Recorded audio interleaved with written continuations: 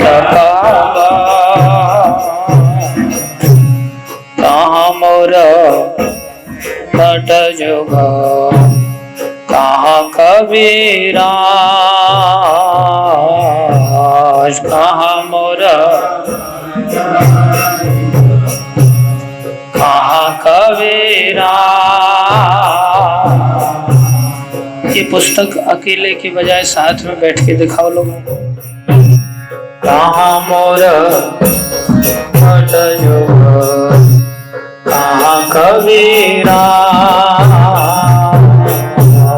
कहाँ मोर कहाँ कबीरा। एक काले कोता केला कोरा नटरा एक काले कोता केला कोरा नटरा। भाषा ने टूटी हो माथा अनले बशीबो भाषा ने टूटी हो माथा अनले बशीबो। गौरंगा मुनेरा निधि कोथा गेला पागो गौरंगा मुनेरा निधि कोथा गेला पागो। से सब संग गिरा संगे ये कोयला मिला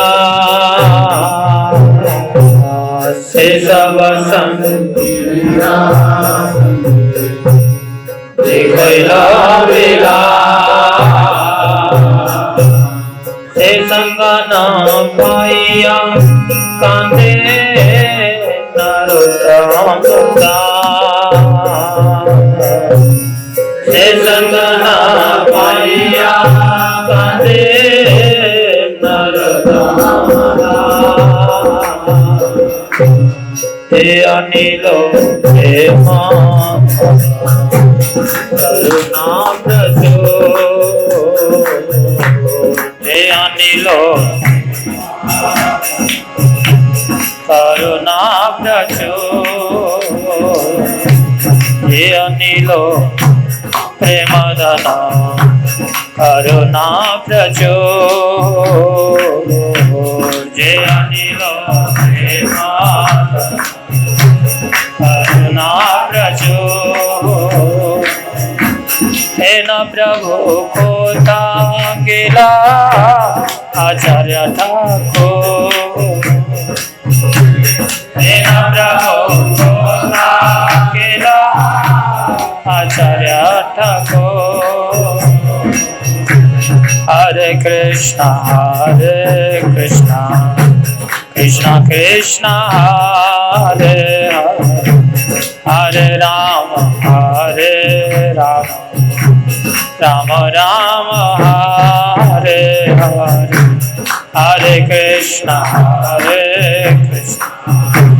कृष्णा कृष्णा हरे हरे राम राम राम हरे हरे हरे कृष्णा कृष्णा कृष्णा हरे हरे हरे राम राम राम हरे हरे हरे कृष्णा हरे राम राम हरे कृष्णा कृष्णा कृष्णा हरे हरे राम राम हरे हरे हरे कृष्णा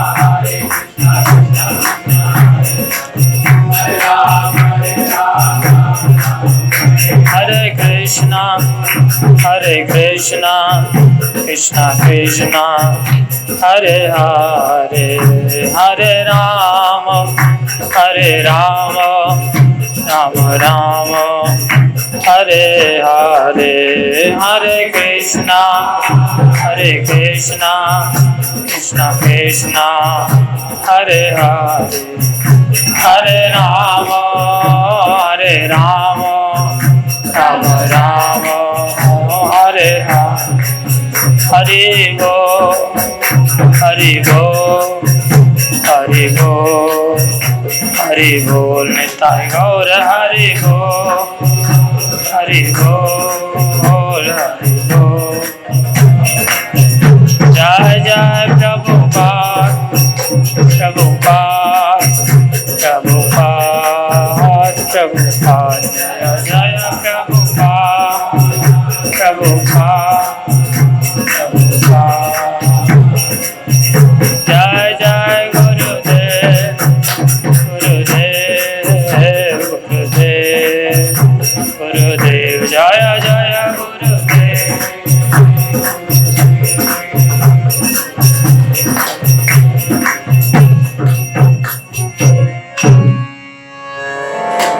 भक्ति विघ्न विनाशक श्री नरसिंहदेव भगवान की जय। भक्तराज प्रहलाद महाराज की जय। श्री गौर राधा कृष्ण भगवान की जय। श्री गौर निताई चांद की जय। प्रहलाद नरसिंहदेव भगवान की जय। श्री गोस्वामी गण की जय। श्री गुरु परंपरा की जय। जगत गुरु श्री प्रभुपाद की जय। श्री गुरु महाराज की जय। अनंत कोटि वैष्णव वृंद की जय।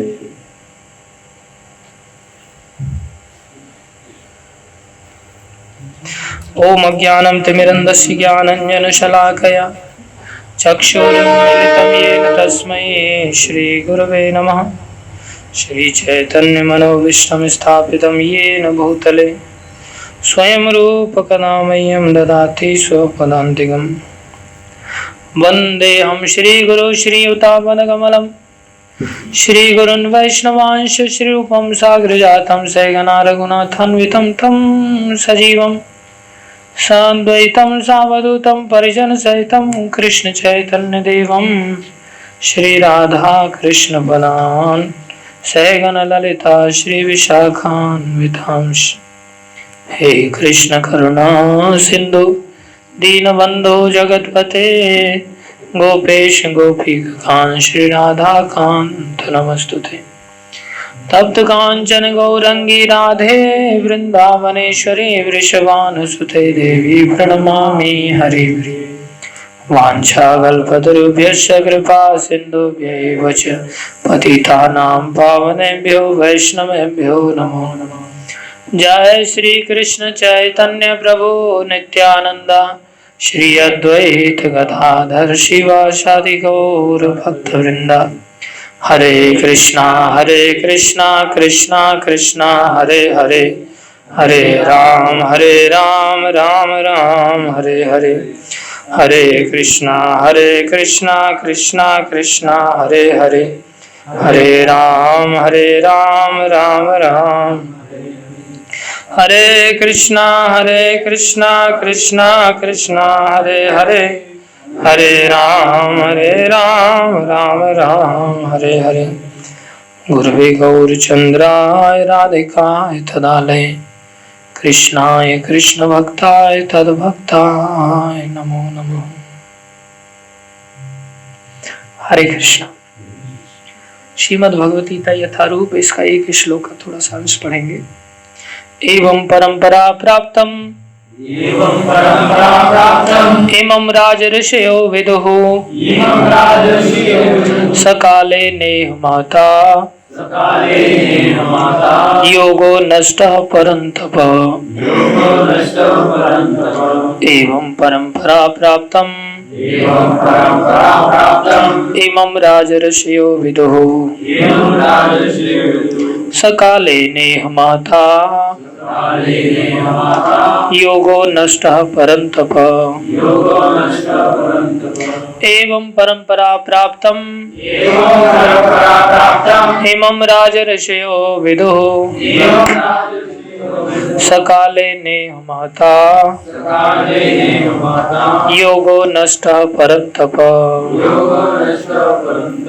अनुवाद इस प्रकार, बोलो। यह परम विज्ञान गुरु परंपरा द्वारा प्राप्त किया गया और राज ऋषियों ने इसी विधि से इसे समझा, किंतु कालक्रम में यह परंपरा छिन्न हो गई। अतः यह विज्ञान यथारूप में लुप्त हो गया लगता है। तात्पर्य श्रील प्रभुपाद द्वारा श्रील प्रभुपाद की जय। यहाँ स्पष्ट कहा गया कि गीता विशेष रूप से राज ऋषियों के लिए थी, क्योंकि वे इसका उपयोग प्रजा के ऊपर शासन करने में करते थे। निश्चय ही भगवत गीता कभी भी आसुरी पुरुषों के लिए नहीं थी, जिनसे किसी को भी इसका लाभ न मिलता और जो अपनी अपनी सनक के अनुसार विभिन्न प्रकार की विवेचना करते। अतः जैसे असाधु भाष्यकारों के निहित स्वार्थों से गीता का मूल उद्देश्य उच्छिन्न हुआ, वैसे ही पुनः गुरु परंपरा स्थापित करने की आवश्यकता प्रतीत हुई। 5000 वर्ष पूर्व भगवान ने स्वयं देखा कि गुरु परंपरा टूट चुकी है, अतः उन्होंने घोषित किया कि गीता का उद्देश्य नष्ट हो चुका है। इसी प्रकार इस समय गीता के इतने संस्करण उपलब्ध हैं, विशेष अंग्रेजी में, कि उनमें से प्राय सभी प्रामाणिक गुरु परंपरा के अनुसार नहीं है। विभिन्न संसारी विद्वानों ने गीता की असंख्य टीकाएं की हैं, किंतु वे प्राय सभी श्री कृष्ण को स्वीकार नहीं करते, यद्यपि वे कृष्ण के नाम पर अच्छा व्यापार चलाते हैं। यह आसुरी प्रवृत्ति है, क्योंकि असुरगण ईश्वर में विश्वास नहीं करते, वे केवल परमेश्वर के गुणों का लाभ उठाते हैं। अतएव अंग्रेजी में गीता के एक संस्करण की नितांत आवश्यकता थी, जो परंपरा गुरु परंपरा से प्राप्त हो। प्रस्तुत प्रयास इसी आवश्यकता की पूर्ति के उद्देश्य किया गया। भगवत गीता यथारूप मानवता के लिए महान वरदान है, किंतु यदि इसे मानसिक चिंतन समझा जाए तो यह समय का अपव्यय होगा। गुरुवे गौर चंद्राय राधिकाय तदालये कृष्णाय कृष्ण भक्ताय तद्भक्ताय नमो नमः। हरे कृष्णा। तो आप सभी भक्तों का हार्दिक स्वागत है। गुरु वैष्णवों की दया से जो कुछ भी कहें कृपा करके ध्यान से सुनिए, क्योंकि इन्हीं बातों को सुनने के लिए हमने मनुष्य शरीर धारण किया है। मनुष्य शरीर का एक ही फल है। वैसे आज हम जो टॉपिक लेने जा रहे हैं ये बड़ा गंभीर विषय है। आप लोगों को थोड़ा सा बुद्धि को स्थिर होकर के सुनना पड़ेगा, तो हम समझ पाएंगे और हम लाभ भी ले पाएंगे। हालांकि हम इस विषय पर कभी बोलते नहीं है, लेकिन आज का दिन ही ऐसा है जिसके कारण हमें ऐसा लगा कि हमें बोलना चाहिए और सभी को सुनना भी चाहिए। हालांकि ये विषय बहुत गंभीर है, बोलना भी चाहिए, सुनना भी चाहिए, लेकिन इस विषय में कई बार सामने वाले लोग उस रूप में नहीं समझ पाते जिस रूप में समझाया जा रहा हो, उसका अलग अर्थ निकाल लेते हैं। इसलिए इस विषय को स्वयं से समझने के लिए छोड़ दिया जाता है। स्वयं से समझ में भी नहीं आता, लेकिन जब वो व्यक्ति स्वयं से जिज्ञासा करके समझने का चेष्टा करता है, तब उसे कोई बताता है, तब वो ये नहीं समझता कि स्वार्थ के आधार पर बोला जा रहा है। अन्यथा उससे पहले वो यही सोचता है कि इसमें जरूर इसका कुछ स्वार्थ होगा जो इस प्रकार से बातें कर रहा है, लेकिन उसमें देर भी बहुत हो जाती है। लेकिन आज का विषय ऐसा गंभीर था, हमें ऐसा लगा कि इस पर बोलना चाहिए, क्योंकि आज एक हमारे आचार्य हैं सारंग ठाकुर, उनका आज तिरुभाव दिवस है। तिरुभाव दिवस जिनके उपलक्ष्य में हमने भजन गाया, उनका जीवन चरित्र जब हम पढ़ रहे थे तो हमें ऐसा लगा कि ये विषय बहुत आवश्यक है, जिसे हमने कम से कम जानने का तो भी प्रयास करना चाहिए। तो आप सभी निष्पक्ष भाव से इस विषय का श्रवण करो और इसे समझने का चेष्टा करो। भगवान ने भी इस विषय को समझाया है। देखो, सबसे पहली बात तो ये समझना चाहिए कि हमारे पास जो मनुष्य शरीर है ये बड़ा दुर्लभता से प्राप्त हुआ है। क्या हुआ है? प्राप्त हुआ है। जैसे किसी व्यक्ति को हम जैसे कोई बात कहते हैं, प्राप्त होना मतलब किसी को कोई वस्तु मिली, उसी को तो प्राप्त होना कहते हैं। किसी व्यक्ति को कोई वस्तु की प्राप्ति हुई, इसका मतलब दो चीजें हैं वहां। एक जिसको प्राप्त हुआ वो, और जो प्राप्त हुआ वो। समझ में आ रहा है? एक जिसको प्राप्त हुई वो, और एक जो चीज प्राप्त हुई, एक व्यक्ति और एक वस्तु। तो हमें जो मनुष्य शरीर प्राप्त हुआ है, हम जब ऐसा कहते हैं, इसका अर्थ क्या हुआ? इसमें वस्तु और व्यक्ति का क्या भेद है? जैसे मैं कहूं मेरे को मोबाइल प्राप्त हुआ, इसमें वस्तु क्या है और व्यक्ति क्या है? हम खुद। मैं कहूं कि विठल प्रभु को बाइक प्राप्त हुई, परमानेंट नहीं, थोड़ी देर के लिए, तो बाइक प्राप्त हुई, तो इसमें वस्तु क्या है और व्यक्ति कौन है? विठल प्रभु। ऐसे जब हम ये कहते हैं हमें ये मनुष्य शरीर प्राप्त हुआ, इसमें वस्तु क्या है? वस्तु क्या है? मनुष्य शरीर। और व्यक्ति कौन है? आत्मा। व्यक्ति कौन है? आत्मा। जैसे इन क्षेत्रों में मोबाइल और व्यक्ति अलग था, यूजर अलग था, इसी प्रकार ये शरीर और हम आत्मा अलग हैं। समझ में आया? अब प्राप्त हुई तो बोले प्राप्त हुई वस्तु तो अलग रहनी चाहिए, हमने उसको यूज करना चाहिए, लेकिन यहां तो देखा जा रहा है कि हम ही उसमें घुसे हुए हैं। जैसे किसी को कार प्राप्त हुई तो वो कार में घुसेगा कि नहीं घुसेगा? ऊपर से क्या दिखेगी? कार ही दिखेगी, व्यक्ति थोड़ी दिखेगा। अंदर ग्लास काले हैं तो व्यक्ति नहीं दिखेगा, लेकिन चलती हुई कार को देख करके हम कह सकते हैं कि इस कार के अंदर इस कार का यूज करने वाला कोई है। इसी तरह से हमें ये मनुष्य शरीर प्राप्त हुआ है। क्या हुआ है? मनुष्य शरीर प्राप्त हुआ है। तो प्राप्त हुआ है तो इससे हम कह सकते हैं कि ये मनुष्य शरीर के अंदर हम घुस गए और मनुष्य शरीर को हम कार की तरह क्या कर रहे हैं? यूज कर रहे हैं। कार की तरह क्या कर रहे हैं?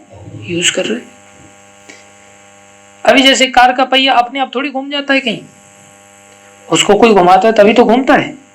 इसी प्रकार जब हम हाथ को कहते उठ भाई, तभी उठता है ना। ऐसा तो नहीं अरे अरे उठ गया उठ गया उठ गया, नीचे नीचे लाओ नीचे लाओ, इसको ऐसा होता है? ये शरीर के पैर क्या, ये शरीर का हाथ क्या? अब कोई किसी गाल पे मार दो, मैंने थोड़ी मारा, हाथ ने मारा। हाँ, कह सकते हैं ऐसा? नहीं, हम क्या कहेंगे? हाथ ने नहीं मारा, हाथ के अंदर तुम घुसे हुए हो इसलिए तुमने ही मारा। हाथ कैसे मारेगा? हाथ स्वतंत्र नहीं है, जैसे ये शरीर स्वतंत्र नहीं। तो हम लोगों को ये मनुष्य शरीर क्या हुआ है? प्राप्त हुआ है। अभी हमने इस मनुष्य शरीर की प्राप्ति के बाद इसका सही उपयोग करना चाहिए। क्या करना चाहिए? कोई गाड़ी उपयोग में, अगर गाड़ी हमें मिली तो उस गाड़ी का सही उपयोग भी है, बुरा उपयोग भी है, दुरुपयोग भी है। इसी प्रकार इस मनुष्य शरीर का सही उपयोग भी है और दुरुपयोग भी है। तो सही उपयोग क्या है? संसार में जैसे हम लोग जी रहे हैं। और दुरुपयोग क्या है? जैसे आतंकवादी बन गया कोई और उसने बम लगा लिया शरीर में, और क्या किया? उस शरीर को जाकर के फोड़ दिया कहीं जाकर के। तो उसने शरीर का सदुपयोग किया या दुरुपयोग किया? कैसे? क्योंकि उसने शरीर को क्या किया? वहां जाकर के बम विस्फोट कर दिया। किसी न किसी उद्देश्य से ही किया था ना उसने। तो क्या वो अच्छा है शरीर को नष्ट कर देना? नहीं। और हम लोगों के लिए अच्छा है क्योंकि हम लोग ऐसे नष्ट नहीं कर रहे। लेकिन हमारे साथ भी एक समस्या है कि हम लोग इसको आतंकवादी की तरह सीधा सीधा जो हम देख रहे हैं कि उसने बम लगाया और बम फाड़ दिया और कई सारे लोगों को मार दिया, वो तो हमें दिखाई दिया। लेकिन हम लोग अपने जीवन में झांक करके देखें तो हम भी बिल्कुल वैसे ही हैं। हम भी वैसे ही हैं। आतंकवादी ने अपने अंदर बम लगवाया था किसी से स्वेच्छापूर्वक, और हम लोगों को बम लगा के दिया गया पहले से ही। टाइम बम कहते हैं इसको। ये कभी भी फट सकता है, स्वयं से ही फटेगा। मान लो किसी व्यक्ति को गाड़ी दी गई मर्सिडीज बेंज, बहुत महंगी गाड़ी है, पेट्रोल टंकी भरी हुई है उसकी, और फ्री में आपको दिया गया है वो गाड़ी गिफ्ट, और बड़ा सुंदर हाईवे है, तो आपको फ्री में ड्राइव करने का अवसर है। तो हम करेंगे कि नहीं करेंगे? लेकिन उसमें एक कंडीशन है कि उसमें टाइम बम लगा हुआ है। वो अगले सेकंड भी फट सकता है और 80 साल बाद भी फट सकता है। कोई टाइम का हमें जानकारी नहीं है, तब हम यूज करेंगे? अरे फ्री में मिल रही है भाई, पेट्रोल टंकी भरा हुआ है, पेट्रोल भी खाली रोड है, टोल टैक्स फ्री है आजकल, तो भी नहीं यूज करेंगे, मूर्ख हैं हम। और अगर ऐसा कह दिया जाए कि नहीं आपको जबरदस्ती यूज करना ही करना है, तो क्या करेंगे? हाँ, कर लेंगे, और खाली घुमाते रहेंगे, और टाइम बम फटेगा तो फट जाएंगे। हाँ? ये भी मूर्खता है। तो आज हम लोग स्वयं से टाइम बम लगा करके कोई दे रहा है, वो तो हमें आतंकवादी की तरह लगता है कि हमने स्वयं से लगा लिया और फाड़ दिया। और हम लोग कैसे हैं कि हमें लगा लगाया दिया जा रहा है और हमको विवश होकर के बोले कर लेंगे। नहीं, बुद्धिमानी इसमें है कि हम लोग क्या करें,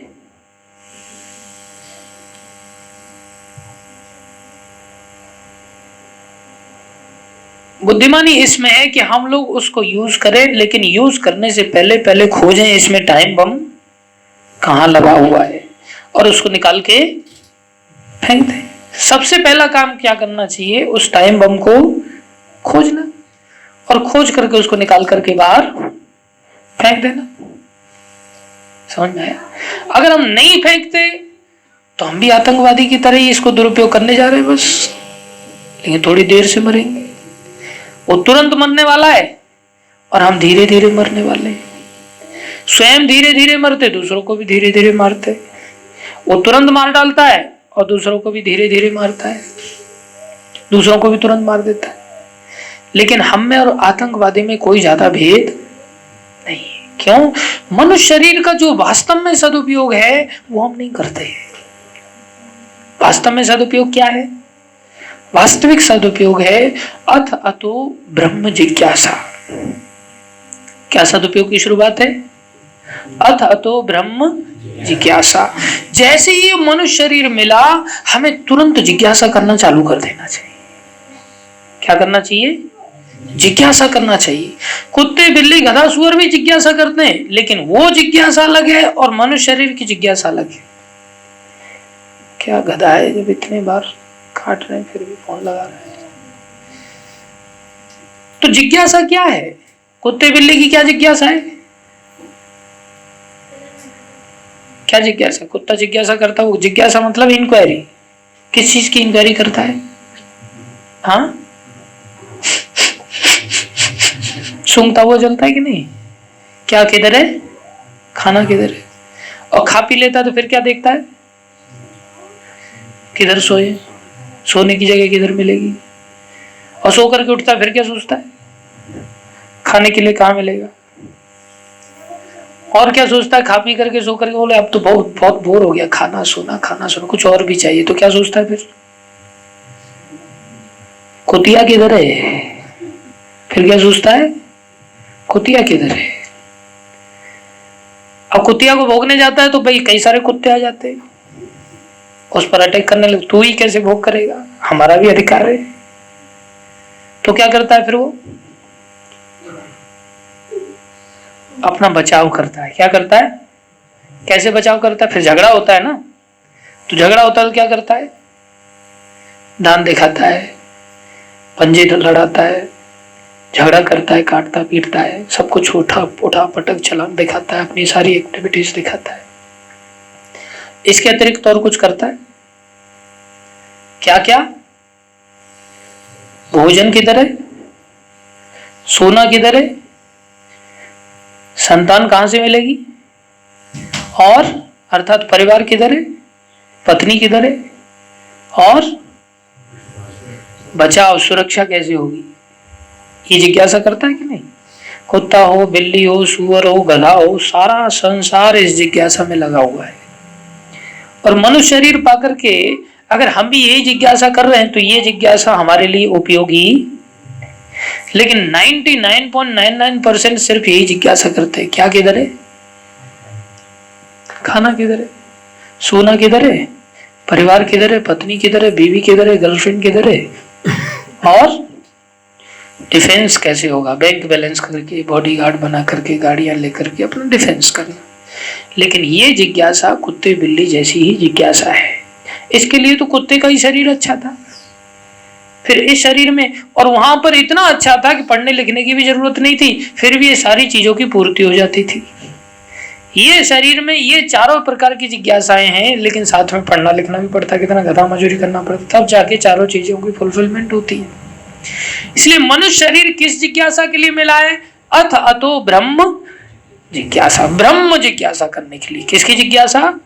ब्रह्म जिज्ञासा। ब्रह्म क्या है? ब्रह्म जिज्ञासा मतलब ब्रह्म क्या है? शास्त्र कहता है अहम ब्रह्म अस्मि, मैं ब्रह्म हूं। मैं क्या हूं? ब्रह्म हूं। तो ब्रह्म क्या है? मैं हूं। ब्रह्म क्या है? लेकिन फिर मैं कौन हूं? मैं तो ब्रह्म हूं, लेकिन ब्रह्म को कैसे परिभाषित किया जाए? ये ब्रह्म क्या चीज है? मैं तो मान लिया मैं ब्रह्म हूं, लेकिन ब्रह्म क्या है? पर ब्रह्म का अंश है, परम ब्रह्म का अंश है। इसको ब्रह्म को आत्मा भी कहते हैं और परम ब्रह्म को परमात्मा कहते हैं। हमको क्या कहते हैं? आत्मा, और परम ब्रह्म को परमात्मा। ब्रह्म क्या है? आत्मा, और परम ब्रह्म क्या है? परमात्मा। तो जिज्ञासा क्या हुई? बोले मैं कौन हूं, अर्थात पता चला मैं ये शरीर नहीं हूं, मुझे ये शरीर प्राप्त हुआ है। अब मुझे शरीर की इंक्वायरी नहीं करनी चाहिए, मुझे अपनी इंक्वायरी भी करनी चाहिए। शरीर की इंक्वायरी क्या है? जैसे कोई कार के अंदर घुस गया और उसको जिज्ञासा की नहीं, उसने, उसको पता ही नहीं कि वो कार से अलग है, और वो क्या सोचने लग गया? भाई भूख लगी है, और मान के क्या बैठा है स्वयं को? कार। तो क्या डालेगा? पेट्रोल डालेगा। भाई पेट्रोल डाल देना, 5 लीटर पेट्रोल डाल दिया, भूख मिट जाएगी? नहीं। जब तक उसको ये पता नहीं चलेगा वो कार से अलग है, तब तक वो बार बार पेट्रोल ही डालते रहेगा। इसी प्रकार इस शरीर में आकर के जब तक हमें ये नहीं पता चलेगा हम ये शरीर नहीं, हम आत्मा हैं, तब तक हम शारीरिक क्रियाएं करते रहेंगे, आत्मा के स्तर की क्रियाएं नहीं करेंगे। जैसे कार की स्तर की क्रिया पेट्रोल डालना, और ड्राइवर की स्तर की क्रिया है भोजन करना, रोटी पानी खाना। तो अहम ब्रह्म अस्मि ये जिज्ञासा करना, ये जिज्ञासा करने के लिए हमें ये क्या मिला है? मनुष्य शरीर मिला है। और ये जिज्ञासा किससे जाकर के करना? किससे जाकर के करना? साधारण संसार में जाकर के करोगे तो कोई नहीं बताएगा। साधारण संसार में जाकर के पूछोगे मैं कौन हूं, तो कोई भी क्या बताएगा? तुम इंजीनियर हो, तुम डॉक्टर हो, तुम काले हो, तुम गोरे हो, तुम मनुष्य हो, तुम पुरुष हो, तुम स्त्री हो, तुम माँ हो, तुम पिता हो, तुम नौकर हो, यही जवाब देगा ना। लेकिन ये सारे जवाब शरीर से संबंधित है, आत्मा से संबंधित नहीं। इसलिए जो ब्रह्म ज्ञान प्राप्त है वही तो हमें बता सकता है कि भाई तुम आत्मा हो। जिसको खुद ही प्राप्त नहीं है वो कैसे बताएगा कि तुम आत्मा हो? तो किसको प्राप्त है? उसको गुरु कहते हैं। क्या कहते हैं? गुरु कहते हैं। तो भगवान को ये ज्ञान पता है, और भगवान की जो परंपरा से आते जो लोग हैं गुरु लोग, उनको ये ज्ञान पता है। इसलिए भगवान ने कहा ये जो ज्ञान है एवं परंपरा प्राप्तम, ये ज्ञान प्राप्त होता है किस प्रकार से? गुरु परंपरा से। कैसे? गुरु परंपरा से। भगवान ने किसी अपने शिष्य को गुरु बनाया, शिष्य को ज्ञान दिया, उसने अपने शिष्य को ज्ञान दिया, उसने अपने शिष्य को ज्ञान दिया। इस प्रकार से जो परंपरा से ज्ञान आता है इसको क्या कहते हैं? गुरु शिष्य परंपरा। समझ में आया? इस परंपरा से, जो प्रामाणिक परंपरा से अगर हमें कहीं से ज्ञान मिल जाए, या स्वयं भगवान दे दे, या परंपरा से मिल रहा है वही ज्ञान, तो कोई अंतर है नहीं। तो ये प्राप्त करने मात्र के लिए हमें मनुष्य शरीर मिला है कि हम इस शरीर से संबंधित नहीं, आत्मा से संबंधित ज्ञान प्राप्त करें और परमात्मा से संबंधित ज्ञान प्राप्त करें। भगवान से संबंधित ज्ञान हो और हमसे संबंधित ज्ञान हो, जो कि हम हैं, तभी तो हम संतुष्ट होंगे। ये कैसे मिलेगा? गुरु परंपरा से। ये अथ तो ब्रह्म जिज्ञासा, ये पहली शुरुआत है कि जब हम हमारे जीवन में ऐसी जिज्ञासा करना है प्रारंभ कर दें। अगर ऐसी जिज्ञासा नहीं कर रहे हैं तो हमारा जीवन व्यर्थ में जा रहा है। हमारा जीवन उस आतंकवादी की तरह है या उस मर्सिडीज बेंच की तरह जिसमें टाइम बम लगा हुआ है। तो ये परंपरा से ये ब्रह्म ज्ञान जब मिल जाता है तो ब्रह्म की परिभाषा क्या है? नैनम छिन्दन्ति शस्त्राणि न नैनम दहति पावका न चैनम क्लेदि अंत्यापो न शोषयति मारुता। ये नष्ट ही नहीं होता। और आज हमें भय है मैं तो नष्ट हो जाऊंगा, मैं तो मर जाऊंगा। तो जब तक ये भय है इसका मतलब हमें प्राप्त नहीं है वास्तविक ज्ञान, न विज्ञान। ज्ञान का अनुभूति हो जाए वो विज्ञान हो गया। तो ना तो हमें ज्ञान प्राप्त है ना ही हमें विज्ञान प्राप्त है। समझ में आया?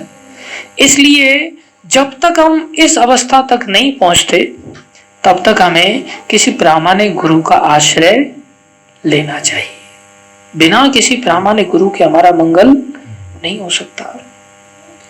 तो इस प्रामाणिक गुरु परंपरा को लोगों को देने के लिए भगवान शिष्य परंपरा धारण करते, अपने भक्तों को लेकर के आते, स्वयं आते। तो आज जिन वैष्णव का तिरुभाव दिवस है सारंग ठाकुर का, उनके जीवन की बड़ी अद्भुत घटना है। आप सभी जानते हैं चैतन्य महाप्रभु का अवतार हुआ। तो चैतन्य महाप्रभु कौन है? स्वयं श्री कृष्ण है। श्री कृष्ण चैतन्य, उनका नाम ही है श्री कृष्ण चैतन्य। श्री कृष्ण चैतन्य राधा कृष्ण नहीं अन्य, वो राधा कृष्ण के मिलित अवतार है। तो राधा कृष्ण के अर्थात स्वयं कृष्ण है, लेकिन राधा रानी का भाव लेकर के आए हैं अपने ही भक्ति का आनंद लेने के लिए।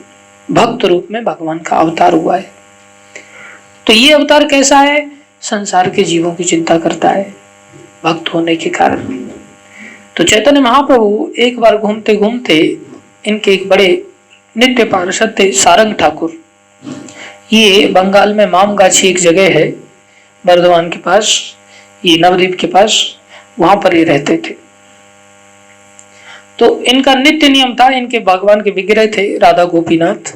राधा गोपीनाथ भगवान की बड़ी आराधना करते थे और राधा गोपीनाथ जी की आराधना के लिए दिन भर जो भी वस्तुएं लगती थी सारी वस्तु जुटा करके भगवान की सेवा पूजा करना। और रात्रि को ये चाहते थे चैतन्य महाप्रभु के संकीर्तन में, श्रीवास आंगन में जो रात भर कीर्तन होता था उस कीर्तन में भाग लेने के लिए। कलियुग का धर्म है संकीर्तन धर्म।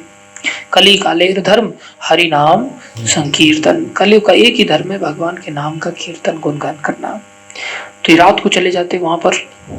तो एक दिन चैतन्य महाप्रभु इनके यहाँ आए। इनके घर के आंगन में बड़ा सुंदर बकुल वृक्ष था। वो बकुल वृक्ष को देख करके चैतन्य महाप्रभु ने देखा कि वो सूखने जा रहा है, उसके अंदर तो प्राण नष्ट हो रहा है। तो चैतन्य महाप्रभु ने उनसे कहा कि देखो ये तुम्हारा बकुल वृक्ष तो सूख रहा है, मर जाएगा, ये तो मर रहा है, कुछ उपाय किया तुमने इसका? वो कहते प्रभु क्या उपाय करें इसका? आपके अतिरिक्त किसी का इसका रक्षक और कौन हो सकता है? आप ही सर्वज्ञ हैं, आप ही जानते हैं, आप सब कुछ कर सकते हैं, आप स्वयं भगवान हैं। हालांकि वो भगवान मानते नहीं थे अपने आप को स्वयं चैतन्य महाप्रभु, लेकिन भक्तों से वो छुपा भी नहीं सकते थे अपने आप को। चैतन्य महाप्रभु ने क्या किया, जा करके उस वृक्ष को आलिंगन कर लिया और आलिंगन करने मात्र से वो वृक्ष आज भी जीवित है। चैतन्य महाप्रभु को 550 वर्ष हो गए लेकिन वो वृक्ष आज भी जीवित है। चैतन्य महाप्रभु कैसी दया हुई। बाद में चैतन्य महाप्रभु अंदर गए तो बोलने लगे कि अरे तुमने कभी किसी को शिष्य नहीं बनाया? तुमने किसी को, कौन पूछ रहे हैं साहब? चैतन्य महाप्रभु स्वयं भगवान है और उनके परम भक्त हैं कौन? सारंग ठाकुर। उनको तुमने कोई शिष्य नहीं बनाया? तो सारंग ठाकुर क्या जवाब देते हैं? प्रभु कोई शिष्य बनने लायक ही नहीं कोई शिष्य बनने लायक ही नहीं। लेकिन चैतन्य महाप्रभु की दया का सीमा देखो। चैतन्य लेकिन तुम जिसे स्वीकार कर लोगे वो लायक बन जाएगा ना। तुम किसी को स्वीकार तो करो, तुम किसी को स्वीकार करोगे तो वो लायक अपने आप बन जाएगा। लेकिन जब तुम स्वीकार ही नहीं करोगे तो लायक कैसे बनेगा? कितना कॉम्प्लिकेसी है। वो कह रहे हैं कोई लायक ही नहीं। किसको शिष्य बनाया जाए। हम लोग भी कई बार सोचते हैं मैं तो शिष्य बनने लायक ही नहीं हूं, कैसे शिष्य बने। शिष्य बनने की आवश्यकता, हमने बताया शिष्य बनने की आवश्यकता, मनुष्य शरीर धारण करते ही शिष्य बनने की आवश्यकता है। जिसने मनुष्य शरीर धारण किया और वो ब्रह्म विद्या अगर जानना चाहता है तो उसका एकमात्र रास्ता है तद्विधि प्रणिपातेन परिप्रश्नेन सेवया उपदक्षन्ते ते ज्ञानम ज्ञानेन तत्व दर्शन। भगवान ने भगवत गीता में 3रे अध्याय में बताया कि उसे प्रणिपात होकर के तद्विधि प्रणिपातेन विनम्र पूर्वक परिप्रश्नेन सेवया, उसको सेवा करनी चाहिए। सेवा करने के बाद जब वो तुष्ट होंगे तब उनसे प्रश्न करने चाहिए, जिज्ञासा करनी चाहिए। आज हमें जीवन में कभी प्रश्न ही नहीं उठते, कैसी पशुता आ गई है जीवन में।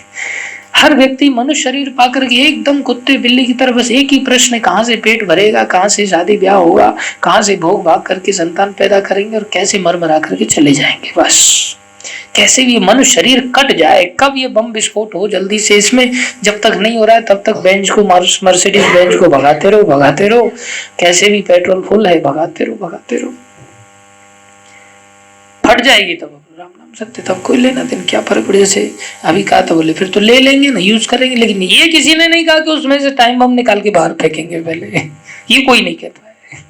जबकि मनुष्य शरीर इसीलिए कुत्ते बिल्लियों को भी भर दिया जाता है, जानवरों को मांसाहारी जितने भी कत्ल खाने में लोग लेकर के जाते हैं उनको जबरदस्ती ठूस दिया जाता है और ठूसे रहते हैं और चले जाते हैं कटकटा करके राम नाम सत्य हो जाते हैं। सामने घास डाल देते खाते रहते हैं, काट देगा तो कट जाएंगे लेकिन भाग के नहीं जाएंगे, कोई उपाय नहीं करेंगे। मनुष्य शरीर ऐसा नहीं भाई, नेचर ऐसा नहीं। जैसे 3 बकरियों को अगर घास डाल दी जाए, उनमें से एक बकरी को काट के अगर लटका देता है कसाई, तो बाकी 2 बकरी क्या करती है? हाँ, घास खाती रहती। वो भागने का यत्न करती नहीं, वो घास खाती।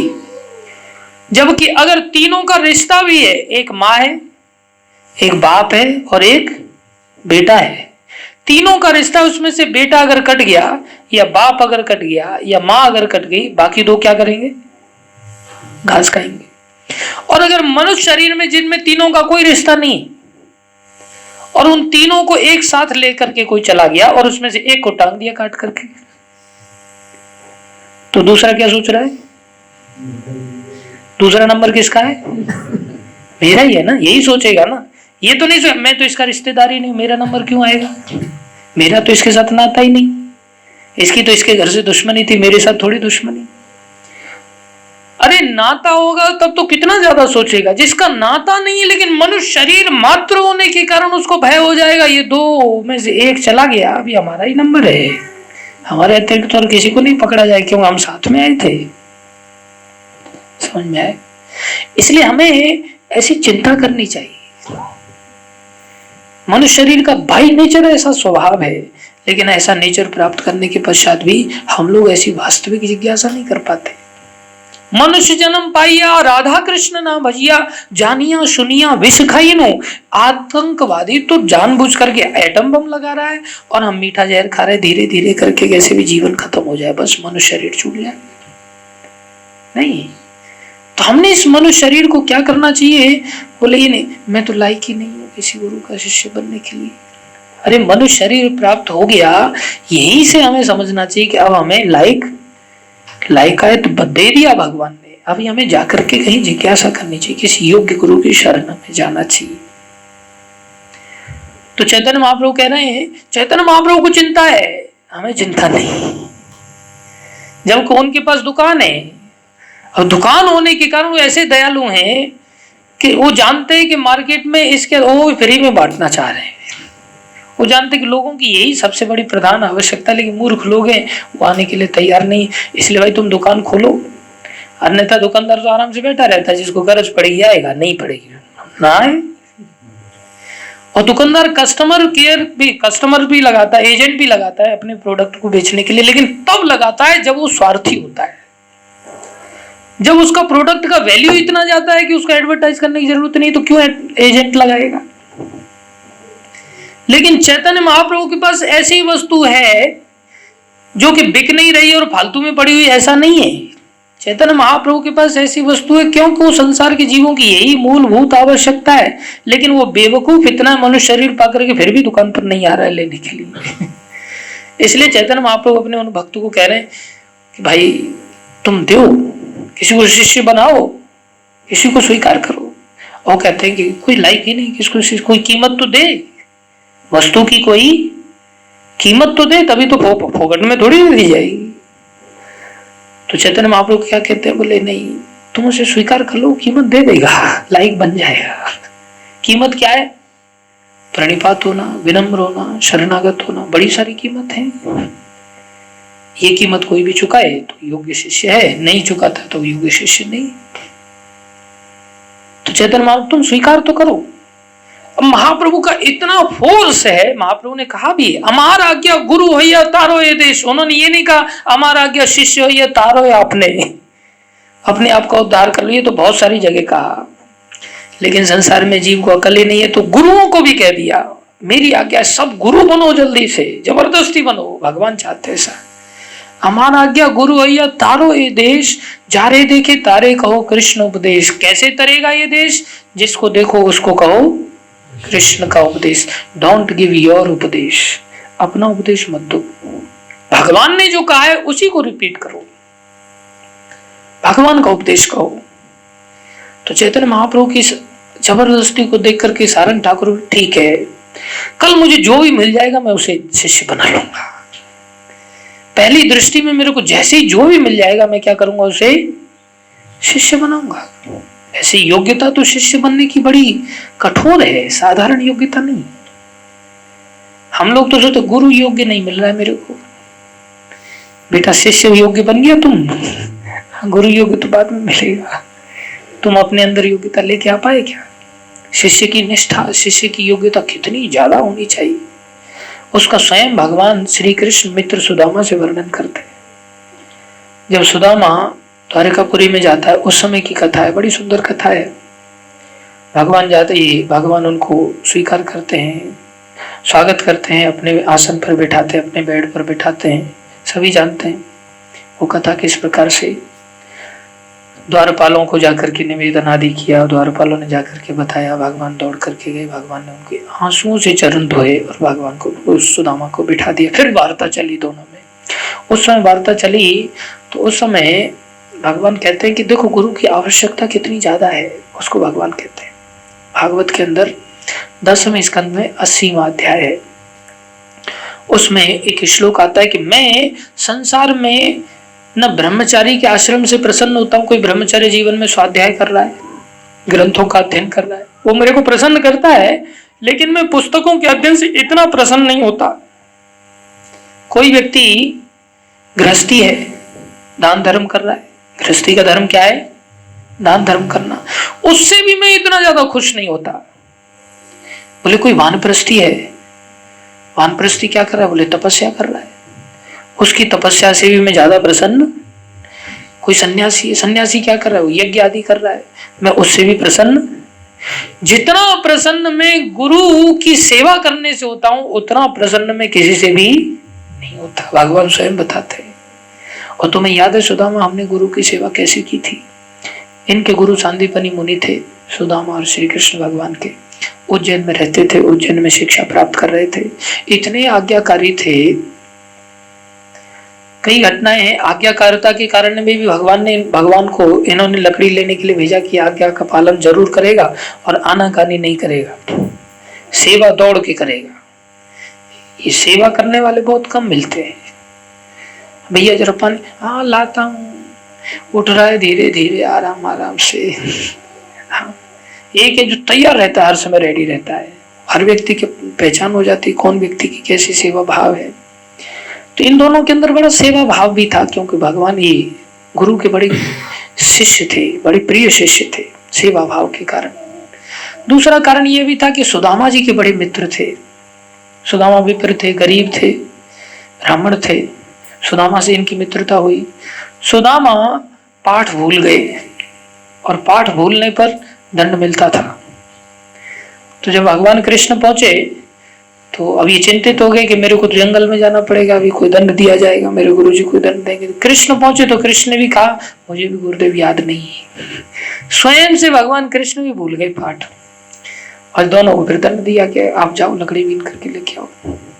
तो लकड़ी बीनने के लिए गए, और लकड़ी बीनने के अचानक से ऐसा वातावरण हो गया, अचानक से इतने बादल पता नहीं कहां से आ गए, भगवान की दैव इच्छा। हालांकि गुरु माता ने थोड़े से चने भी दिए थे, सुदामा को भूख लगी तब खा लेना, कोई ऐसा मौसम खराब नहीं था। अचानक से ऐसा मौसम खराब हो गया कि अंधेरा हो गया, एकदम से रात्रि जैसा हो गया और घनघोर वर्षा होने लगी। जंगल में इतना पानी अचानक से बहने लग गया कि दोनों लोग भयभीत हो गए। दोनों को ऐसा लगा कि अब हम भटक जाएंगे, तो दोनों ने एक दूसरे का हाथ पकड़ लिया। एक दूसरे का हाथ पकड़ कर घने जंगल में इधर से उधर भाग रहे हैं, अंधेरा हो गया, अब रास्ता ही भूल गए। आखिरकार दोनों ने रात्रि व्यतीत करने के लिए अब कहाँ जाएंगे पता ही नहीं, रात को अंधेरा हो गया, रात भी हो गई, चारों तरफ बरसात है, पानी है, बिजली कड़क रहा है, हवाएं चल रही है, तूफान चल रहा है, क्या करें। तो दोनों लोग ऊपर चढ़ गए पेड़ों पर, किसी हिंसक जानवर से रक्षा करने के लिए। भगवान लीला कर रहे हैं। ऊपर चढ़ गए तो अलग अलग वृक्षों पर चढ़ गए दोनों, तो अब हवा चल रही है, ठंडा मौसम हो गया, तो कांप रहे, ठिठुर रहे। इधर भूख लगी, बरसात में भूख कुछ ज्यादा ही लगती। लोग जैसी बरसात हुई बोले आज तो भजिया होना चाहिए, आज तो पकोड़े होने चाहिए, ये होना चाहिए। वो खूब जठराग्नि तेज हो जाती बरसात जैसी थोड़ी सी हो जाए। तो इनको भूख लगी, सुदामा को, ब्राह्मण भी थे, ब्राह्मणों को ज्यादा ही भूख लगती है। मधुमंगल भगवान के एक सखा है, उनको भी बड़ी ज्यादा भूख लगती है। जब भगवान ग्वाल वाल लीला करते हैं अपने सखाओं के साथ, गौचारण लीला करते हैं, तो उस समय भी ऐसी ऐसी अद्भुत लीलाएं करते हैं। सब सखा लोग भगवान का वहां श्रृंगार करते हैं। माता भी श्रृंगार करके भेजती है, लेकिन उन लोगों को हीरे मोती जवाहरात ये सब श्रृंगार अच्छा नहीं लगता। वो सब उतार के पोटली में बांध के टांग देते हैं, बोले अब हम तुम्हें माला पहनाएंगे। तो सब लोग बड़े सुंदर सुंदर फूल लेके आते हैं, पत्ते लेकर के आते हैं, विचित्र विचित्र माला बना करके भगवान को माला पहनाते हैं। कोई अंगूर की माला बनाएंगे, कोई अलग अलग फलों की माला बनाते हैं सब लोग। फलों की माला में बड़ा लाभ है, भूख लगी तब खा लो। माला की माला, भूख लगी तो खाना चालू कर दो। तो कोई किसी फल की लाएगा, कोई किसी फल की लाएगा, लेकिन जब मधुमंगल है ना, ये बड़ा विचित्र सखा है, ये तरबूज की माला बना के लाता है। तो सबकी मालाओं का भगवान प्रशंसा करते हैं, बड़ी बड़ी यार माला बना करके लाए। लेकिन जब मधुमंगल तरबूज की माला, बोले ये क्या है, बोले भाई ये तरबूज है। बोले इसको लेकिन मैं लटकाऊंगा कैसे, ये किसी काम का नहीं। बोले कौन कहता है किसी काम का, गर्मी में यही सबसे ज्यादा सहायता करता है, इसलिए इसमें पानी की बहुत भरपूर मात्रा है, इसलिए तरबूज तेरे को पहनना पड़ेगा। और भगवान को तरबूज की माला पहना दी जाती है। मधुमंगल अपना स्वार्थ ज्यादा देखता है, क्योंकि उसका छोटे मोटे से पेट नहीं भरता है। वहां भी जंगल में सारे सखा लोग बड़े विचित्र विचित्र पत्रावलियों से भगवान का भी श्रृंगार करते हैं, और भगवान के श्रृंगार के साथ वो खुद का भी श्रृंगार करते हैं। भगवान को पहले सजाएंगे बड़ी अच्छी तरह से, काली मिट्टी, पीली मिट्टी, लाल मिट्टी, उसको घोल घोल करके ला करके भगवान का श्रृंगार करते, बड़ा सुंदर मधुर श्रृंगार। सारा शरीर, खाली चेहरे पे ही नहीं, सारे शरीर की पुताई कर डालते हैं, और सब फिर बड़े विचित्र विचित्र अद्भुत लगते हैं। लेकिन और सब दिखाएंगे, देखो मेरा तिलक कैसा है, देखो मेरा पंख कैसा है, सब अलग अलग चित्र ले जा करके भगवान को दिखाते हैं। भगवान बड़े प्रशंसा करते हैं। लेकिन मधुमंगल ऐसा विचित्र सखा है, उसका पेट थोड़ा बाहर निकला हुआ है, खाता इतना है, गोलू मोलू है, और पेट पर लड्डू बनाएगा। बोले कृष्ण देखो मेरा लड्डू कैसा है मेरा। तो इतना उसको खाने पीने से लालच है को मधुमंगल सदा ही ऐसे खान पान की विषय वस्तुओं को दिखाई दिया नहीं, और वो फ्लैट हुआ नहीं। भगवान भी उसका बड़ा ख्याल रखते हैं मधुमंगल का। तो ऐसे ऐसे विचित्र पत्रावलियों से भगवान का वो लोग श्रृंगार करते हैं। तो वहां पर ये घटना घटी। तो भूख बहुत लगती है बरसात के समय में, जैसे मधुमंगल को भूख लगती है, ऐसी ब्राह्मण जाति को भी बड़ी भूख लगती है। ब्राह्मणों को अगर निमंत्रण मिल जाए तो फिर तो वो बड़े खुश हो जाते हैं, कहीं से निमंत्रण मिल जाए खाने पीने को लेकर के। ब्राह्मण जाति में ऐसा स्वभाव से दिया है, सच्चे ब्राह्मणों की बात हो रही है। लेकिन वो खाने के लिए प्रिय होते हैं, वे संग्रह ही नहीं होना चाहिए ब्राह्मणों को। ब्रह्म जानाती थी ब्राह्मणा, जो वास्तव में ब्रह्म को जानता है वही ब्राह्मण है। जो ब्रह्म को नहीं जानता वो ब्राह्मण नहीं, वो कृपण है। ब्राह्मण का अपोजिट कृपण कहलाता है, कंजूस होता है। आजकल के ब्राह्मण तो कंजूस है, नोट चाहिए उनको, बाकी कुछ नहीं चाहिए। तो सुदामा ब्राह्मण है, उसको भूख लगी, उसने क्या किया, वो खाना चालू कर दिया चने। अब चने खा रहे हैं, वो एक पेड़ पर बैठे बैठे चने खा रहे हैं, खाते खाते खाते खाते अपने हिस्से के तो खत्म हो गए, कृष्ण के हिस्से के चालू हो गए। तो वो सोच रहे अरे ये तो इसके हिस्से का चालू हो गया अभी, लेकिन भूख भी ज्यादा लगी है। वो तो उस पेड़, अब मन हमारा वैसे ही कल्पना बना लेता है जो हमें करना होता है। वो सोच, अरे वो तो उस पेड़ पे बैठा है, मैं उस पेड़ पे नीचे से जाऊंगा, नीचे कोई हिंसक जानवर आ जाएगा, मेरे को खा जाएगा, तो वो उसको अच्छा नहीं लगेगा, उसकी वजह में यहीं बैठा बैठा, लेकिन अब भूख लगी है, इसका भी क्या उपयोग है, खा लेता हूँ, कोई दिक्कत नहीं। अच्छा एक खा लेता हूँ, ज्यादा नहीं खाता, एक खा ले। कई बार ऐसा होता है, प्रसाद वितरण हो रहा हो और सब्जी हमारे अगर हित की बनी हो, तो अगर बाकी लोग नहीं आए, उस ले लो यार, बाद में बांटने वाला देगा नहीं, इसलिए दूसरे के हिस्से का तो नहीं आ रहा है ना, आ तो रहा है लेकिन ज्यादा नहीं आ रहा है, एक चमचा ले लेते हैं, एक चमचा ले लेते हैं। दही हो या खीर हो या फूल गोभी की सब्जी हो, थोड़ा ज्यादा नहीं लिया है, और इतना तो मेरा होना ही चाहिए। वो लोग मेरे को अलग से कम देते, उल्टा आज मेरे को मौका मिले, थोड़ा आज ज्यादा ले लेता हूँ। फिर सोचता है नहीं नहीं बाकी लोगों के लिए कम पड़ जाएगा, नहीं नहीं कुछ नहीं, वो एडजस्ट कर लेंगे, एक और ले लेता हूँ, एक और ले लेता है। तो ऐसे करके सुदामा ने एक ही चना तो खा लूं, एक चने से कौन सी मेरी भूख बढ़ जाए, मिट जाएगी, और कौन सी उसकी भूख कम रह जाएगी, वो खाना चालू कर देते। फिर एक और ले लेता हूँ, एक और ले लेता हूँ। अभी वो तो सब्जी में ऐसा हो रहा है, गुलाब जामुन रख दो तो बोले बना ही नहीं था, सारा गपक हो जाता है। बोले गुलाब जामुन नहीं मिला भाई, अब तो बना कब था, किधर गया, बोले बिल्ली खा गई होगी। तो गुलाब जामुन जैसी चीज में तो ऐसा नहीं होता, लेकिन वहां परिस्थिति में वो चना गुलाब जामुन बन गया। तो एक के बाद एक सारा ही खत्म हो गया, और खा पी करके, लेकिन जैसे ही खाया, ब्राह्मण थे, एहसास हुआ बहुत बड़ी भूल हो गई। वापस आए, वापस आकर के भगवान श्री कृष्ण पूछ रहे हैं, हालांकि आवाज आ रही है दांतों की, खड़र खड़र खड़र खड़र आवाज आ रही है। सुदामा हाँ का नहीं, आप बोले क्या खा रहे हो भाई, कुछ आवाज आ रही है दांत। अरे देखा थोड़े से चने बचे उसके हिस्से की, अब कैसे बताऊं उसको। हाँ वो क्या, ठंडी इतनी ज्यादा है ना, इसलिए दांत आवाज कर रहे हैं, दांतों की आवाज, कड़कड़ाहट आवाज कर रहे हैं। अच्छा भगवान मुस्कुरा रहे हैं, भगवान भी जानते हैं, भगवान सर्वज्ञ, भगवान देख, अरे झूठ बोल रहा है, लेकिन ब्राह्मण है, कोई बात नहीं, ब्राह्मण की सेवा हो जाएगी, खा ले भाई, हम थोड़ी भूखे रह लेंगे। याद रखो, भोग करने से पुण्यों का नाश हो जाता है, और भोगों का त्याग करने से पापों का नाश हो जाता है। तो इधर दोनों का हिस्सा है, भगवान का हिस्सा है, तो भगवान ने क्या किया, त्याग कर दिया, दिखाया हमें, हालांकि उनके पाप नहीं है, लेकिन पापों का नाश हो गया दिखाने मात्र से। और इधर इनको पाप लग गया, दूसरे के हिस्से का खा लिया, पुण्य नाश हो गए जाकर के, लेकिन स्वीकार कर लिया अपराध को, गुरु जी से जाकर के स्वयं से स्वीकार किया, मुझसे बड़ी भूल हो गई, आज मैंने इसके हिस्से के खा लिए। पहले तो उन दोनों शिष्यों को जब देखा, रात भर आए नहीं वो लोग, सुबह में गुरु जी को बड़ी चिंता हुई, गुरु जी चले दौड़े, गुरु जी ने जाकर के देखा, इधर से उधर, उधर से इधर, भाग रहे अपने शिष्यों को भी दौड़ाया, पूछो किधर है कृष्ण, सुदामा सुदामा, कृष्ण चारों तरफ चिल्ला रहे, जंगल में कहाँ रह गए, 2 शिष्य थे, इतने प्यारे शिष्य थे। स्वयं सांदीपनि मुनि जाकर के खुद, स्वार्थी गुरु नहीं, स्वार्थी गुरु लोभी चेला दोनों नरक में ठेलम ठेला, ये गुरु परंपरा का ये मीनिंग नहीं है, ये बड़े निष्ठावान गुरु थे, शिष्य के कल्याण के लिए ऐसा।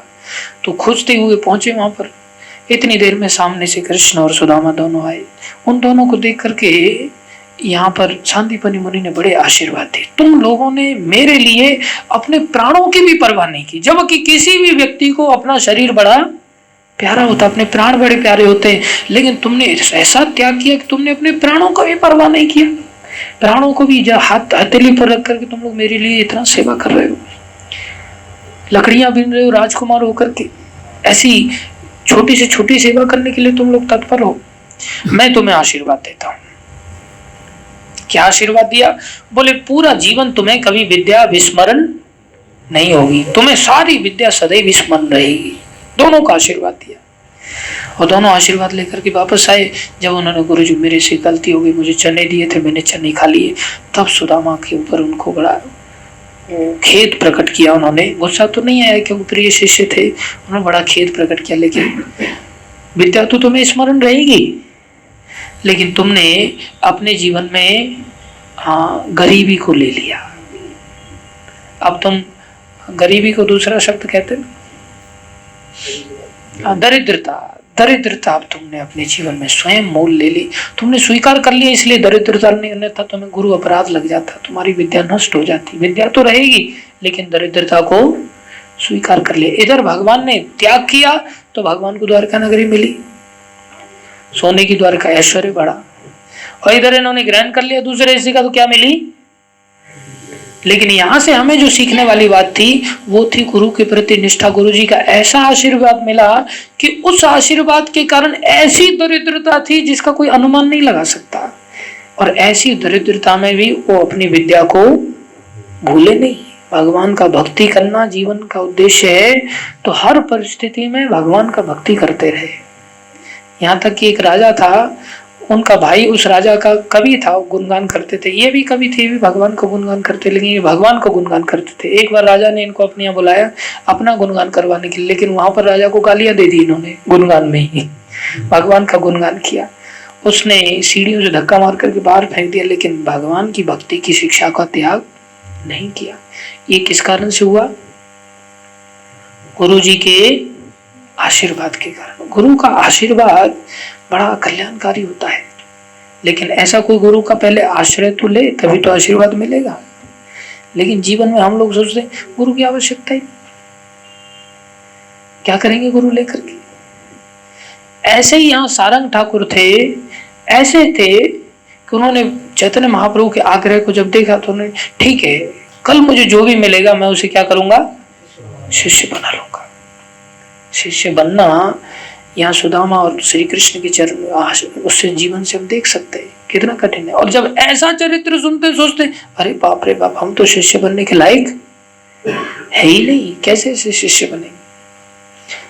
शिष्य तो उसी को कहते हैं जो प्राण तन मन धन सब कुछ गुरु के चरणों में सौंप दे। लेकिन गुरु कैसा होना चाहिए? गुरु भी त्यागी होना चाहिए। गुरु के भी लक्षण बताए भागवत के अंदर बड़े सारे। तो आज थोड़े से शिष्य के लक्षण समझ लो, अगले प्रोग्राम में कभी गुरु के लक्षण बताएंगे। तो ये सब शिष्य के लक्षण है। एक शिष्य हुए ऐसे ही, जैसे हाँ इनके जीवन की कथा सुनाई, आशीर्वाद गुरु जी का रहा। एक शिष्य को कैसा निष्ठावान होना चाहिए। एक भक्त हुए थोड़े समय पहले ब्रज में, हरिश्चंद्र जी महाराज, वृंदावन भक्त हुए। हरिश्चंद्र जी महाराज अपने जीवन का वर्णन सुनाते हैं। वो कहने लगे कि मैं छोटा सा था, कैसा इन लोगों को वस्तु प्राप्त होती। बोले मैं छोटा सा था तो मैं पढ़ने जाता था काशी में। कहाँ जाते थे? काशी में पढ़ने जाते थे। तो वहां पर गुरुजी पढ़ाते थे। पहले तो हमारी शिक्षा में ही ये सब कुछ था, आजकल तो हमारी शिक्षा ही बदल गई। तो पहले बचपन से ही ऐसी भारतवासी लोगों में ऐसी निष्ठा पाई जाती थी, आज भी, लेकिन बहुत कम हो गई, खत्म हो गई एक प्रकार से। तो ये पढ़ने के लिए जाते थे। तो गुरुजी अचानक से कोई काम आ गया तो गुरुजी बोले ठीक है आप लोग बैठना, मैं अभी आया। तो बिठा करके चले गए। अब गुरुजी को काम थोड़ा ज्यादा लग गया, वापस आए नहीं। घंटा बीत गया, 2 घंटा हो गया। बाकी लोगों ने देखा कि अब तो 4 बज गए, 4 बजे छुट्टी का समय होता है। सारे जितने भी विद्यार्थी सब लोग, अब गुरुजी नहीं आएंगे, अब तो कल ही आएंगे पढ़ने के लिए। सब लोग उठ के चले गए। लेकिन ये एक बालक ये बैठा रहा। गुरुजी आए, हरिश्चंद्र जी जो गुरुजी पढ़ाते थे वो आए वापस। उन्होंने देखा अरे और ये कैसे बैठा हुआ है, इंद्रियों को पकड़ कर कैसे बैठा हुआ है। तो गुरुजी ने देखा अरे तुम क्यों बैठा हुआ, तुम नहीं गया? बोले आपने कहा था कि आप लोग बैठो, मैं अभी आता हूँ। तो बाकी सब तो चले गए, तुम क्यों नहीं गया? बोले आप कह के गए थे इसलिए मैं नहीं गया। गुरुजी ने देखा बड़ा आज्ञाकारी है, बड़ा समर्पित है। बोले फिर ऐसे क्यों बैठा है सिकुड़ करके? बोले लघु शंका लगी थी गुरुदेव। तो फिर जाके आ जाता। बोले लेकिन आप थे ही नहीं तो बिना पूछे कैसे जाता? आप थे ही नहीं, बिना पूछे कैसे जाता? ऐसा समर्पण कई सारे, यहाँ तक कि जिन जीवों का ऐसा समर्पण होता है वो अन्य जाति में भी अमर हो जाते हैं। आपको पता है महाराणा प्रताप का घोड़ा था, चेतक जिसका नाम था। ये ऐसे ऐसे वफादार पशु भी हुए, पशु जाति में इन लोगों का इतना समर्पण हुआ कि उसका अनुमान नहीं लगाया जा सकता। और वो लोग अमर हो गए। पशु जाति प्राप्त करके भी इतिहास में अमर हो गए, और हम लोग मनुष्य जाति प्राप्त करके भी हमें गली का कुत्ता भी नहीं जानता। हम लोग अमर नहीं हो पाए, क्योंकि ये रास्ते पर क्यों अमर हुए वो लोग, क्यों ऐसा वफादार। वफादार तो आजकल पुलिस के कुत्ते भी हैं, लेकिन वो लोग तो अमर नहीं होते। लेकिन वो लोग अमर हो गए। श्रीवास का कुत्ता अमर हो गया, क्यों? उसकी कथा सुनाई जाती है, क्योंकि वो लोग भक्तों को समर्पित थे। किसको समर्पित थे? भक्तों को। संसार में किसी के प्रति समर्पित कोई जीव हो जाए तो उसका कोई समर्पण किसी काम का नहीं है। समर्पण किसको होना चाहिए? भगवान को, या भगवान के प्रतिनिधि, भगवान के भक्तों को, तब वो अमर बनता है। महाराणा प्रताप कोई साधारण व्यक्ति नहीं थे, बड़े महान भक्त थे वो भी। उनके अंदर भी बड़ी भक्ति के लक्षण पाए जाते थे। कई सारे भक्त ऐसे हुए, पशु जाति में वो लोग अमर हो गए। एक घोड़ा था, एक भक्त का चरित्र आता था, उसमें वर्णन आता। वो घोड़ा कैसा था कि घोड़े के ऊपर वो लगाते ना बैठने के लिए, अगर वो लगा दिया तो घोड़ा लघु शंका नहीं करता था। इतना आज्ञाकारी, इतना नीट एंड क्लीन, और वो जब तक नहीं उतारोगे तब तक वो लघु शंका नहीं करता था, ऐसा ट्रेंड था। तो एक दूसरा व्यक्ति मांग करके घोड़े को ले गया, और उसने वो झूल डाल दी ऊपर जो रहता है, और डाल करके ले गया, और उतारा ही नहीं उसने। एक दिन पूरा हो गया, दूसरा दिन हो गया, दूसरे दिन बाद घोड़ा मर गया। पता चला उसको, भाई घोड़ा कैसे मर गया? बोले तुमने झूल उतारा था क्या? बोले नहीं। बोले उसने लघु शंका नहीं किया, घोड़े ने लघु शंका नहीं, जब तक उसका उतर मर गया, लेकिन लघु शंका नहीं की। इसी प्रकार ये बैठे हुए बोले आप आए नहीं थे, तब इनको आशीर्वाद दिया। अरे तुम तो इतना अच्छा भक्त है। ये स्वयं बता बोले मैं इतना पढ़ने लिखने में होशियार नहीं था, लेकिन मेरा समर्पण बड़ा ज्यादा था, और उस समर्पण का परिणाम ये हुआ कि हम सभी लोग पढ़े लिखे, मेरे मित्र बंधु भी पढ़ लिख करके कई सारी नौकरियों पर चले गए, लेकिन वो नौकरियों पर जा करके मर मरा करके चले गए, नष्ट हो गया उनका जीवन। मेरे अंदर वैराग्य जाग गया। गुरु सेवा का वास्तविक फल यही है, भक्त सेवा का वास्तविक फल यही है। रामायण में वर्णन आता है कि वो व्यक्ति के अंदर विषयों से, भोगों से वैराग्य जाग जाता है, अर्थात कुत्ते बिल्ली की जो क्रियाएं हैं उनसे वैराग्य जाग जाता है उसका, और भगवान में अनुराग हो जाता है। यही भगवान के भक्तों में प्रीति का एक लक्षण है।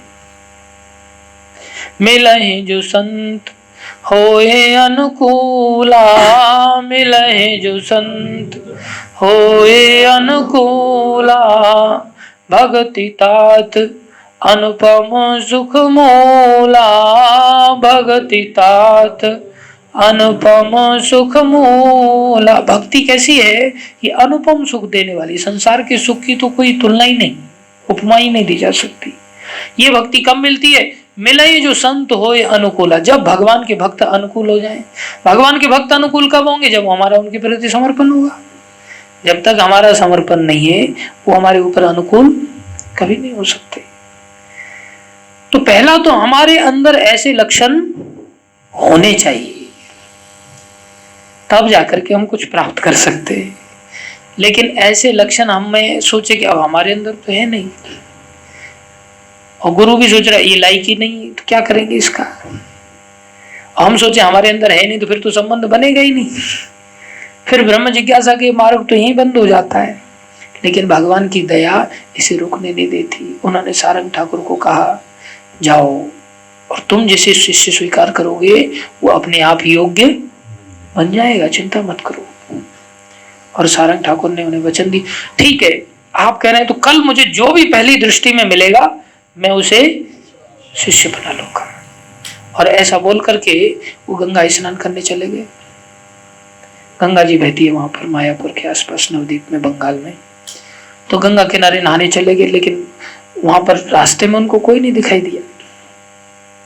क्यों नहीं दिखाई दिया? क्योंकि उनका गंगा स्नान हमारे स्नान से अलग होता है। हमारा स्नान तो पहले सूर्य स्नान होता है। जब तक सूर्य देव उदय होकर के आसमान में नहीं चले जाते तब तक तो हमारी निद्रा ही नहीं खुलती। और उनका गंगा स्नान ऐसा होता है कि गंगा के रास्ते तक वो चले गए लेकिन कोई नहीं मिला, क्योंकि इतने जल्दी वो उठ करके चले गए। हमारे स्नान में उनके स्नान, वो गंगा तक चले गए, रास्ते में कोई नहीं मिला था, कोई नहीं मिला था रास्ते में, वो गंगा जी तक चले गए। और जब गंगा जी में डुबकी लगा रहे थे तो उनके शरीर को आकर के एक मुर्दा टकरा गया, और जब मुर्दा टकरा गया तो बोला कौन हो तुम? वहां मुर्दा है तो क्या बोलेगा। देखो कैसी अद्भुत कृपा शक्ति होती है गुरु वर्ग के अंदर। तो कौन हो तुम? लेकिन कुछ कोई है ही नहीं। लेकिन चैतन्य महाप्रभु को वचन दिया था, जो भी मेरे को दिखाई देगा मैं उसको मंत्र दे दूंगा, मैं उसको भक्ति की शिक्षा दे दूंगा, मंत्र दे दूंगा। तो उन्होंने, अरे ये तो मुर्दा है, अभी पहली बार यही दिखाई दिया है, और क्या करें। उन्होंने क्या किया, उसको घुमा करके उसके कान को पास में लिया और मंत्र दे दिया उसको, हरे कृष्ण कृष्ण कृष्ण हरे हरे, हरे राम राम उठो। और वो तुरंत खड़ा हो गया। उसने कहा कि मैं मुरारी हूं, मेरा नाम मुरारी है। नवयुवक था, इकलौता था माता पिता का। ये कहीं फूल चुनने के लिए गया था तो रास्ते में सर्प ने काट लिया, और सर्प जवान होने के कारण इसको फिर केले के पत्ते के साथ इसको बहा दिया था गंगा में। घर वालों ने मुर्दा जानकर, मुर्दा तो था ही, मर तो गया ही था। लेकिन जब ये वहां पहुंचा, उनसे टकराया, उन्होंने कान में मंत्र दे दिया और मंत्र सुनते ही खड़ा हो गया। जब घर वालों को भी पता ऐसा चमत्कार हुआ तो सबको खबर पहुंच गई, तो घर वालों को पता, घर वाले भी पहुंच गए। लेकिन घर वालों के पहुंचने पर उसने साफ मना कर दिया, मैं अब आपके साथ नहीं आ सकता। बोले क्यों? बोले इन्होंने मेरे को जीवन दान दिया है। इसे द्विज कहते हैं। वास्तव में दीक्षा का शब्द ही होता है दूसरा जन्म धारण करना। क्या करना? दूसरा जन्म धारण करना। भगवान भागवत में भी बताते हैं, सुदामा जी की उसी लीला में 10वें स्कंद के 80वें अध्याय में कई सारी बातें बताए। बोले पहले गुरु तो माता पिता होते हैं, और वो भी कब होते हैं माता पिता पहले गुरु? यदि माता पिता अपनी संतान को भगवान की ओर भेजते तो। अगर भगवान की ओर जाने की शिक्षा नहीं देते तो माता पिता भी गुरु नहीं है। तो पहले गुरु माता पिता, लेकिन दूसरा गुरु दीक्षा गुरु होता है, जो हमें दीक्षा देता है, जो हमें मंत्र प्रदान करता है, जो हमें इस भक्ति की शिक्षाएं देता है। और कैसा प्रभाव हुआ, चैतन्य महाप्रभु ने जो कहा था घटित हुआ कि उनके अंदर ये भी योग्यता नहीं थी कि शरीर में जान भी हो। मनुष्य शरीर तो हो कम से कम, बाकी योग्यताएं तो बाद में आती। ये भी योग्यता नहीं थी, लेकिन सारंग ठाकुर ने ऐसी दया किया। महाप्रभु ने कहा था तुम जिसको स्वीकार कर लोगे योग्य बन जाएगा, और उन्होंने तुरंत समर्पण कर दिया। मैं अब किसी की ओर नहीं जाऊंगा, कहीं संसार में नहीं जाऊंगा, मैं अब इनका सेवक बनूंगा। तो आगे चल करके उनके गुरुजी को भी उनके शिष्य के समर्पण के कारण जाना जाने लगा। गुरु को शिष्य के कारण जाना जाता है और शिष्य को गुरु के कारण जाना जाता है। इसलिए दोनों को बड़ा सावधान रहना चाहिए। तो इनका नाम पड़ा सारंग मुरारी ठाकुर। लोग इनको क्या कहने लगे? सारंग मुरारी। इन्होंने नियम लिया था मैं किसी को शिष्य नहीं बनाऊंगा। लेकिन और जो ऐसे सच्चे होते वही ऐसा नियम लेते, क्योंकि उनको स्वार्थ नहीं होता। बाकी तो संसार में दुनिया भर के गुरु घूम रहे हैं जो आए दिन चेलों को मोड़ना चाहते हैं। हाँ, मैं गुरु बनने के लिए तैयार हूँ, आ जाओ, लाइन से आ जाओ। करोड़ों लोगों को चेले बना लेते और खुद जेल में चले जाते और फिर उनके चेले पीछे पीछे नरक में, जेल में आते हैं। बड़ा दुर्भाग्य है। इसलिए हम सभी जीवों को यहाँ से शिक्षा लेनी चाहिए सारंग ठाकुर के जीवन से। हमारे साथ ऐसा नहीं होगा कि हम मर जाएंगे, गंगा जी में बहा दिया जाएगा, कोई गुरु मिलेगा तभी हम दीक्षा लेंगे, ये भूल जाओ तभी योग्यता आ जाएगी। नहीं, हमें स्वयं से प्रयास करना चाहिए, गुरु को खोजना चाहिए और गुरु का पद आश्रय लेना चाहिए, तभी जाकर के हमारा उद्धार हो सकता है और हम योग्य भी बन जाएंगे। लेकिन साथ में ये नहीं होना चाहिए कि नहीं वही योग्य बनाएंगे तो ही हम बनेंगे, हम अपनी तरफ से कुछ नहीं करेंगे। योग्य बनने की चाहत भी वैसी होनी चाहिए। नहीं, देखता हूँ कैसे गुरुजी मेरे को योग्य बनाते हैं, चैलेंज लग गया मेरे में और गुरुजी में, गुरुजी कैसे मेरे को योग्य बनाएंगे, देखते हैं। तो चैतन्य महाप्रभु ने हमें प्रभुपाद जी के माध्यम से इस परंपरा को प्रदान किया है।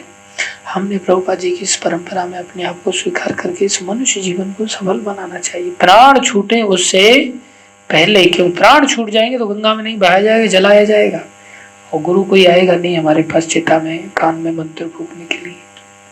इसलिए गुरु की क्या आवश्यकता है?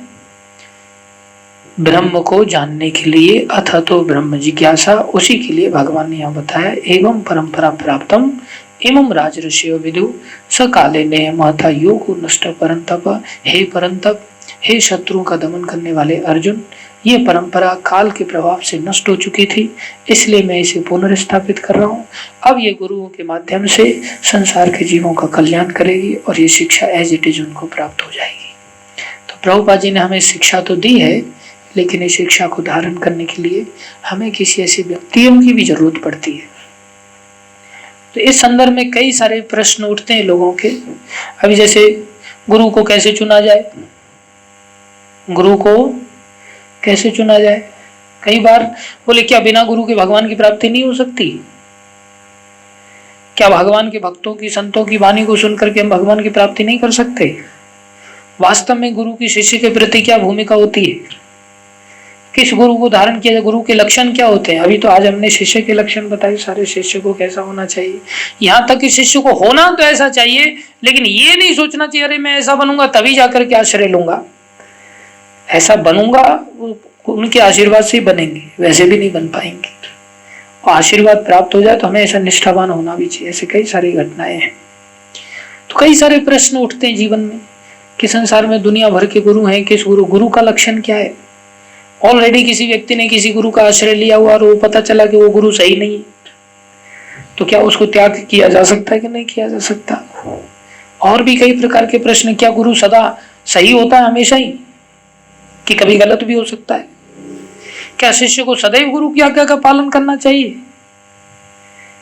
तो ऐसे अनेकों प्रश्न हैं गुरु शिष्य से संबंधित।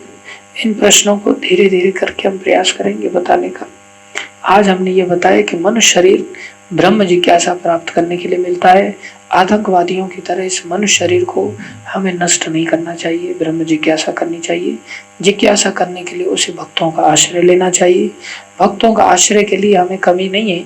भगवान ने, चैतन्य महाप्रभु ने दया करके जैसे सारंग ठाकुर के माध्यम से ये आदेश दिया, इसी प्रकार भक्ति सिद्धांत महाराज ने इसी परंपरा में आगे चल करके प्रभुपाद जी को खड़ा किया और प्रभुपाद जी को कहा कि तुम सारे संसार में प्रचार करो, हमारा आज्ञा गुरु है। सबको आदेश दिया चैतन्य महाप्रभु ने, खाली सारंग ठाकुर को ही नहीं दिया।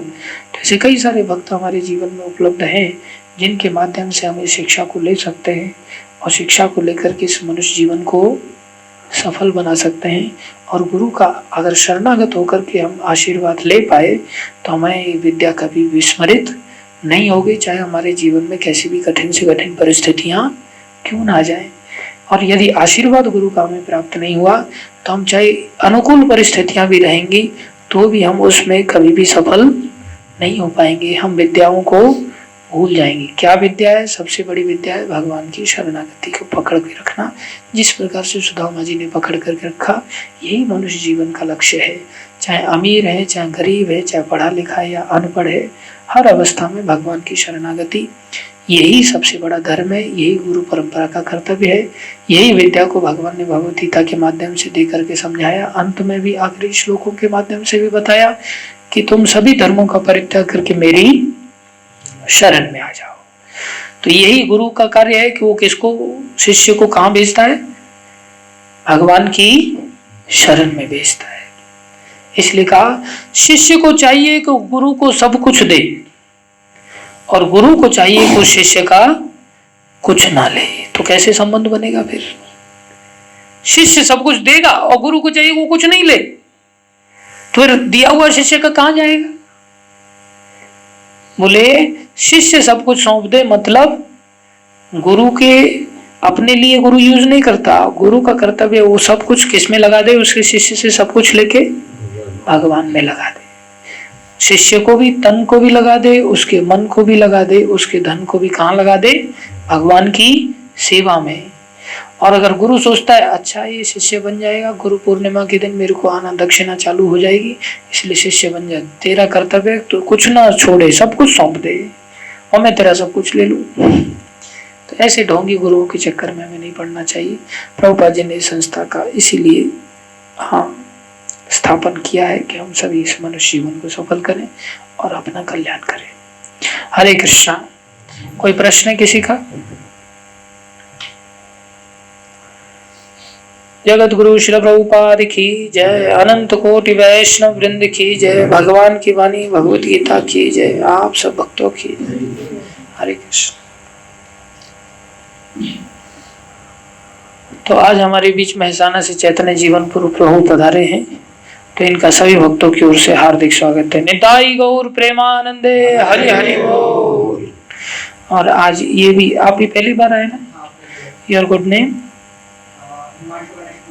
हिमांशु गणेश जी पधारे हैं, महाले जी पधारे हैं, आज भी पहली बार। इनका भी सभी भक्तों की ओर से हार्दिक स्वागत है। निताई गौर प्रेमानंदे, हरि हरि बोल। आशा करते हैं कि आप रेगुलरली आते रहेंगे। ठीक है, हरे कृष्ण।